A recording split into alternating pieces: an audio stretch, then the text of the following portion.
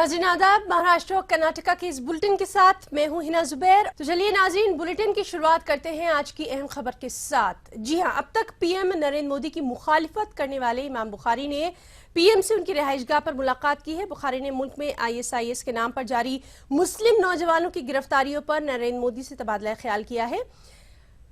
आइए इस ताल्लुक से मजीद अपडेट के लिए हम बात करेंगे दिल्ली में मौजूद हमारे रिपोर्टर शुएब से। शुएब, जानना चाहेंगे क्या कुछ खास रहा इस मुलाकात में?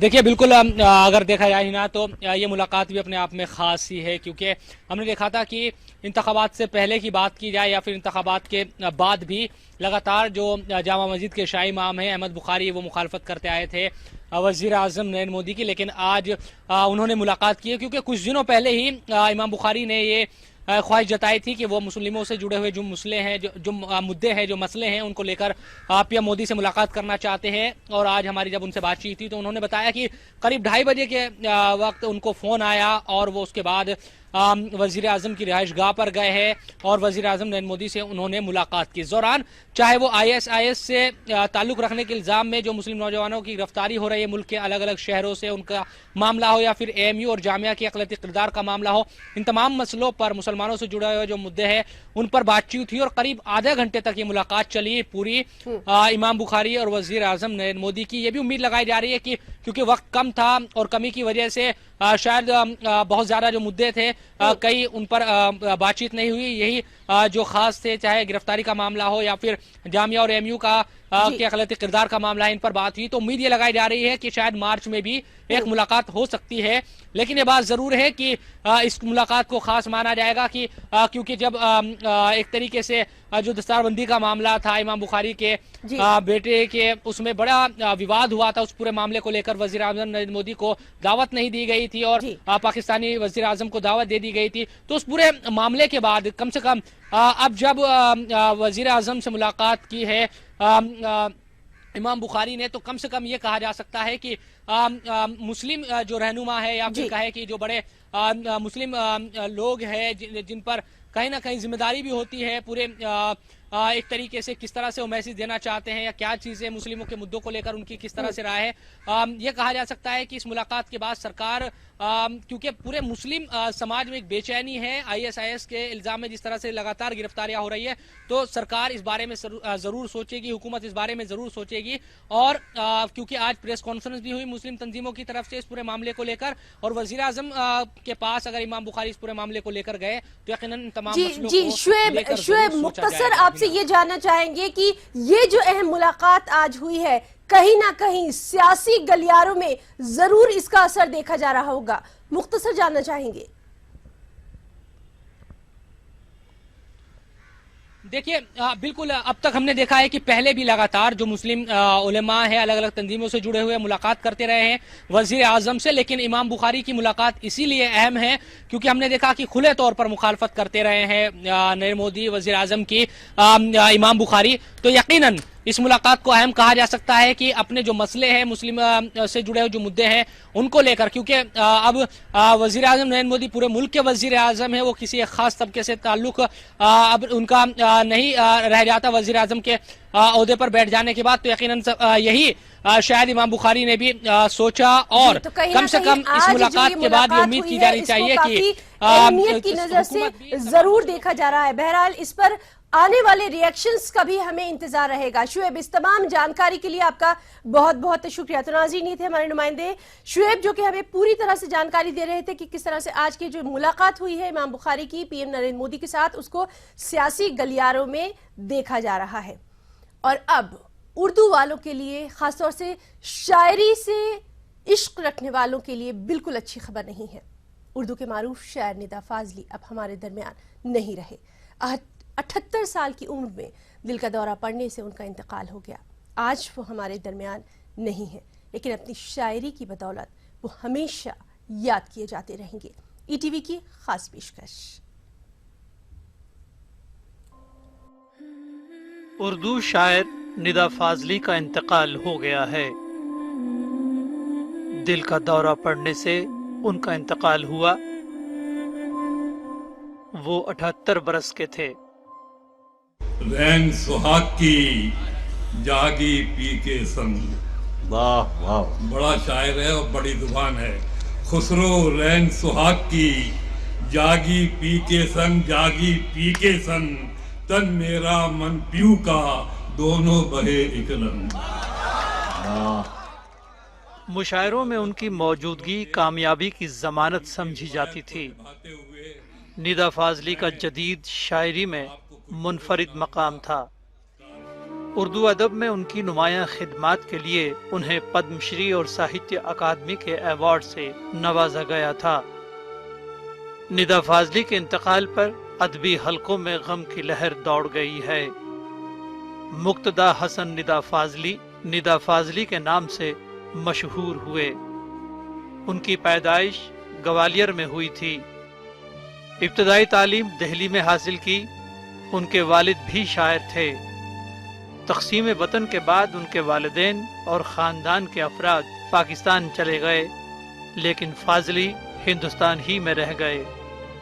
इंसानी अक़दार उनकी शायरी का असल मौजू रहीं। एक दुआ सुन लीजिए कि मस्जिद का हो रास्ता या मंदिर का द्वार, बेगम अख्तर की गजल सबको बांटे प्यार। वाह वाह वाह वाह। मुलाजमत के लिए मुंबई का रुख किया और मुंबई से निकलने वाले अखबार ब्लिट्स के लिए लिखने लगे। उनका शायराना लहजा लोगों को पसंद आया। मैं रोया परदेश में, भीगा माँ का प्यार, भीगा माँ का प्यार, दुख ने दुख से बात की, बिन चिट्ठी बिन तार। उन्होंने गजलें, नज़में और नगमे लिखे जो उनकी शोहरत का सबब बने। दुनिया जिसे कहते हैं जादू का खिलौना है, मिल जाए तो मिट्टी है, खो जाए तो सोना है, गजल बहुत मशहूर हुई। निदा फाजली ने फिल्मी नगमे भी तहरीर किए, जिनमें फिल्म आप तो ऐसे न थे का नगमा तू इस तरह से मेरी जिंदगी में शामिल है। तू इस तरह से मेरी जिंदगी में शामिल है। इसके अलावा फिल्मी गजल होश वालों को खबर क्या, जिंदगी क्या चीज है काफी मशहूर हुए। खुदी क्या चीज है, होश वालों को खबर क्या, बेखुदी क्या चीज है। निदा फाजली ने हमेशा ऐसी शायरी की जो दिलों को छू लेने वाली थी। आज वो हमारे दरमियान नहीं है, लेकिन अपनी शायरी की बदौलत वो हमेशा याद किए जाएंगे। Bureau report, ETV news. और निदा फाजली के इंतकाल पर PM नरेंद्र मोदी ने भी गहरे अफसोस का इजहार किया। वहीं फिल्मी और अदबी हलके में भी दुख का इजहार किया जा रहा है। आइए आपको सुनवाते हैं मुख्तलिफ शख्सियात का क्या कुछ कहना है। हमने एक अजीम शायर खोया है, ना सिर्फ हमने एक अच्छा कवि खोया है, बल्कि हमने एक अजीम इंसान खोया है। जहाँ तक उनकी शायरी का सवाल है, हमेशा उन्होंने जो कुछ भी कहा बहुत ही म्यारी शायरी थी। कभी उन्होंने म्यार से गिर कर कोई बात कही नहीं। और उनकी जिंदगी में बड़ी ट्रेजेडीज हुई थी, बड़े दर्दनाक वाकयात हुए थे। एक फसाद में उनके पूरे खानदान को कत्ल कर दिया गया था, लेकिन उसके बावजूद कभी उनके मुंह से कोई हमने शिकायत नहीं सुनी, कभी उन्हें हमें गुस्से में नहीं देखा। मेरे बड़े करीबी दोस्त थे। और एक जो शेर है उनका कि हर किसी को मुकम्मल जहां नहीं मिलता, कभी जमी तो कभी आसमान नहीं मिलता। तो ये शेर जो है अपने आप में एक संगमील है, एक मील का पत्थर है। सारी यात्राएं निदा साहब के साथ मैंने की, दुबई में और दुनिया के दूसरे हिस्सों में, हिंदुस्तान में भी बहुत मुशायरे पढ़े। और वो उनका एक दोहा है जो उनके बारे में बिल्कुल ठीक है। वो बेसिकली शब्दों के डाकिये थे और वो हर तरफ सरहद के इस पार सरहद के उस पार सब तरफ मकबूल थे। उनके फिल्मी नगमे बहुत मशहूर हुए, लेकिन उनका एक दोहा है कि सीधा साधा डाकिया जादू करे महान, एक थैले में बंद है आंसू और मुस्कान। तो जो निदा भाई को अंदर से जानते थे वो जानते थे कि उनकी जिंदगी में कितने अंधेरे गुजरे हैं और वो कितने अकेले इंसान एक तरीके से रहे हैं, और बाहर वो लगातार मस्ती करते थे। और सबसे बड़ी उनकी बात है कि इतने बड़े शायर होने के बाद भी निदा भाई ने हम जैसे लोग जो बहुत ही नामालूम से शायर हैं, जिन्होंने अपनी जिंदगी का सफर बहुत पीछे शुरू किया, उनके साथ उनके दोस्ताना व्यवहार थे।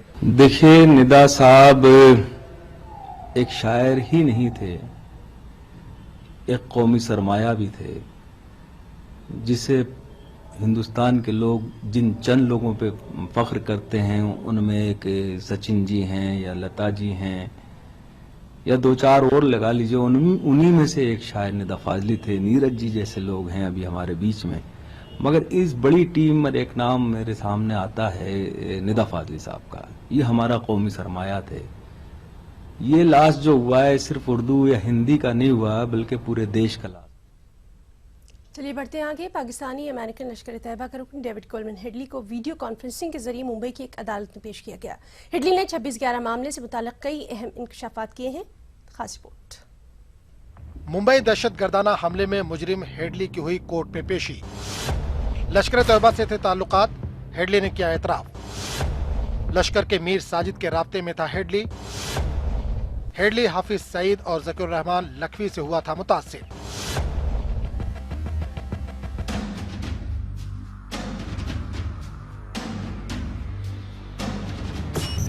I know you have plenty of evidence against me, but we're not making any arrests.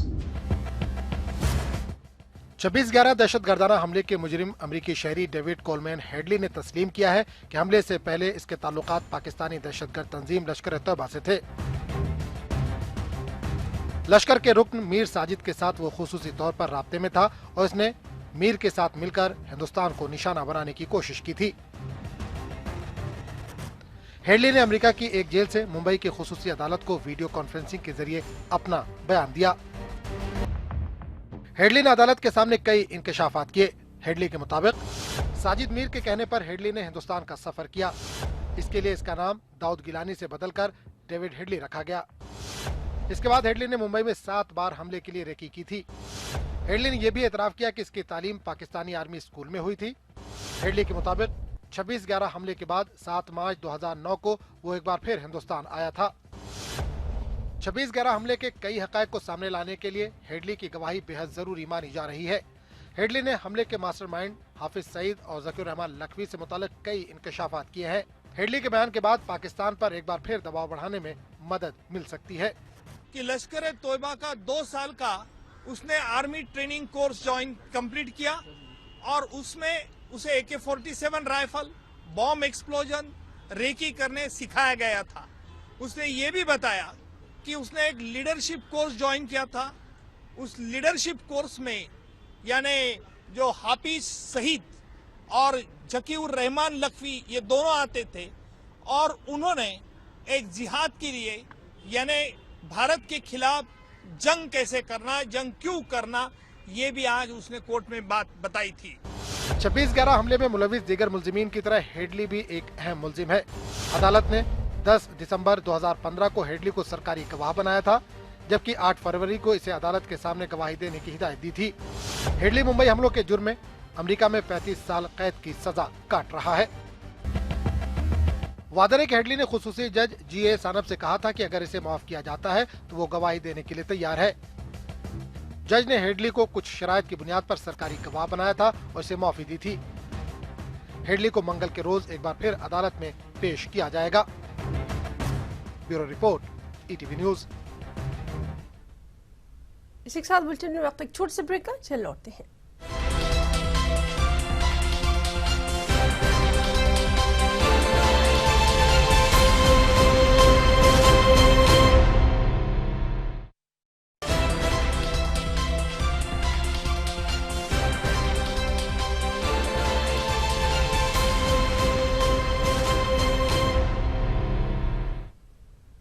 और ब्रेक के बाद रियासत कर्नाटका से जुड़ी हुई खबरें। सबसे पहले हेडलाइंस। बेंगलुरु में 10 फरवरी को मनाया जाएगा यौम उर्दू। यौम उर्दू के लिए बड़े पैमाने पर तैयारियां जारी।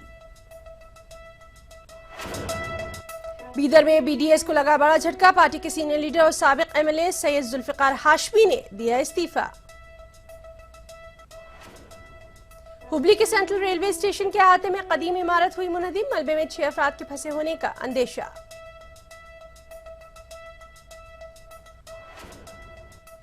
बेंगलुरु के वर्तूर स्कूल में आखिरकार पकड़ लिया गया तेंदुए को, महकमा जंगलात की कोशिश हुई कामयाब।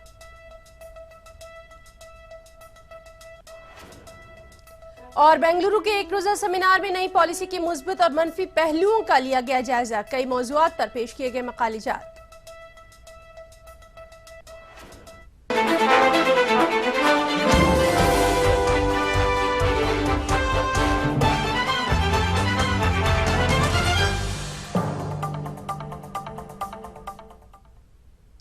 बेंगलुरु में 10 फरवरी को यौम उर्दू मनाया जाएगा। यौम उर्दू के लिए बड़े पैमाने पर तैयारियां भी की जा रही हैं। उर्दू जबान कौमी यकजहती का निशान इस साल यौम उर्दू का नारा रहेगा।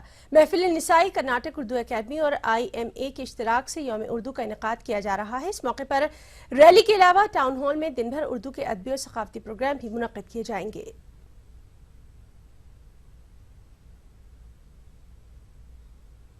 जेडीएस को बीदर में भी बड़ा झटका लगा है। पार्टी के सीनियर लीडर और साबिक MLA सैयद जुल्फिकार हाशमी ने जेडीएस से इस्तीफा दे दिया है। हाशमी का ये इस्तीफा एक ऐसे वक्त सामने आया जब बीदर में ज़िमनी इंतखाबात चल रहे हैं और मंगल को ही कुमारस्वामी बीदर का दौरा भी करने वाले हैं।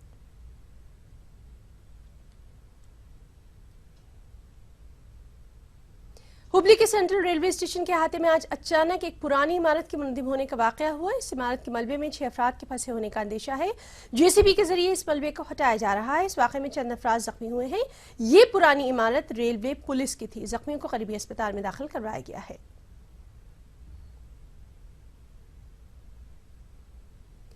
बेंगलुरु के वर्तूर में वाक़े वेबगैर स्कूल में दाखिल हुए तेंदुए को आखिरकार महकमा जंगलात के ऑफिसर्स ने पकड़ ही लिया। वाज़ेह है कि इतवार के रोज तेंदुआ स्कूल में सुबह के वक्त दाखिल हो गया था।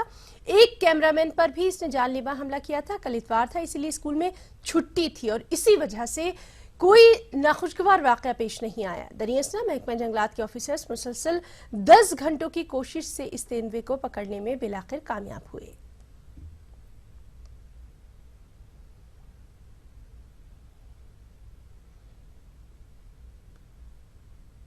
कांग्रेस के सीनियर लीडर और MLC VS अग्रप्पा ने रियासत के ताल्लुका व जिला पंचायत इंतखाबात और ज़िमनी इंतखाबात में जीत का दावा कर दिया है। अग्रप्पा का कहना है कि सिद्धरामैया हुकूमत की फलाही स्कीमों और बेहतर इंतजामिया से रियासत के अवाम बेहद खुश है। कांग्रेस लीडर ने बीजेपी की रियासती यूनिट पर तामीरी अपोजिशन का किरदार अदा न करने का भी इल्जाम लगा दिया है। नाज़रीन, आप देखिए खास रिपोर्ट। मुझे इजाजत दें। आदाब।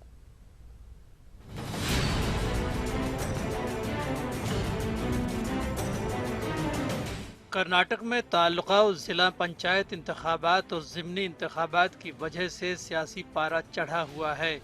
सियासी जमातों के लीडरान एक दूसरे पर हमलों जवाबी हमलों में मसरूफ हैं। कांग्रेस के सीनियर लीडर और MLC VS उग्रप्पा भी बीजेपी पर जमकर बरस रहे हैं। गुलबर्गा में एक प्रेस कॉन्फ्रेंस के दौरान उग्रप्पा ने दोनों इंतखाबात में अपनी पार्टी की जीत का दावा किया।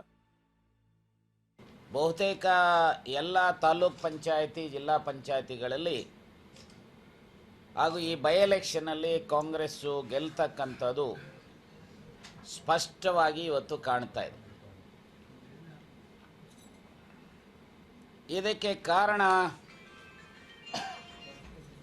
ಒಂದು ಕಡೆ ಜನಪರವಾಗಿರತಕ್ಕಂಥ कांग्रेस लीडर ने इल्जाम आयद किया कि रियासत में बीजेपी तामीरी अपोजिशन जमात का रोल अदा करने में नाकाम साबित हो रही है।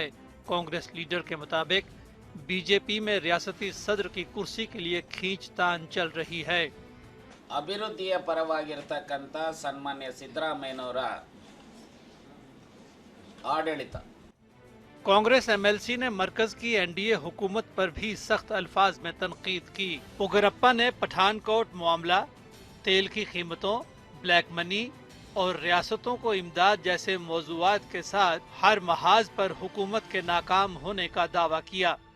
ಬಿಜೆಪಿಯ ಮುಖಂಡರುಗಳಲ್ಲಿ ಈಗ ಕಾಣ್ತಾ ಇರುವಂತದ್ದು ಒಂದೇ ಒಂದು ಇಶ್ಯೂ, ಯಾರು ಬಿಜೆಪಿಯ ಅಧ್ಯಕ್ಷರಾಗಬೇಕು ರಾಜ್ಯದ ಅಧ್ಯಕ್ಷರು। कांग्रेस लीडर यही नहीं रुके, उन्होंने बीजेपी को बदउनवानी की गंगोत्री भी करार दिया और येडियुरप्पा और उनके साथियों को इसकी एक मिसाल करार दिया। ETV news, Gulbarga.